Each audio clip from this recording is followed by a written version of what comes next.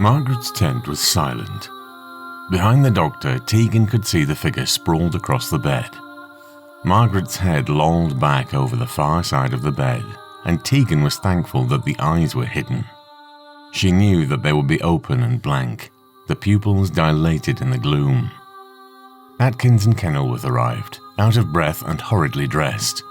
But before any of them could speak, there was a shout from across the camp, and the sound of a shotgun. Approaching them out of the darkness were three enormous shapes. They lumbered forward, rolling from one leg to the other, as if pulling their huge bulk forward by their own momentum.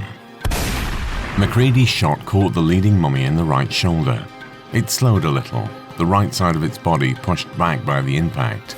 But then it eased itself back into its rolling gait and continued without apparent discomfort towards them.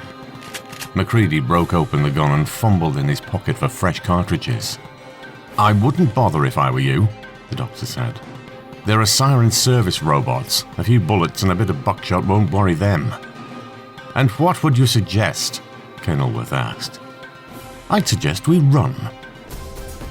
The mummies continued their slow progress. One of them smashed its way through the edge of a tent, standing in its path.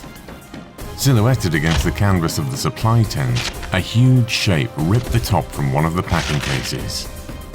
Just then, the entrance to the tent nearest the leading mummy flapped open, and Nebka pushed his sleepy way into its path. "Look out, man!" shouted Macready. "Run!" Kenilworth and the doctor both called together. But too late. The mummy swiped, almost casually, at the Egyptian. Its arm caught him across the throat, sending him flying back at the tent he had just left. Nebka hit the doorway, his body colliding with the tent's main support and bringing it crashing down. A hand and forearm emerged from the mass of collapsed canvas.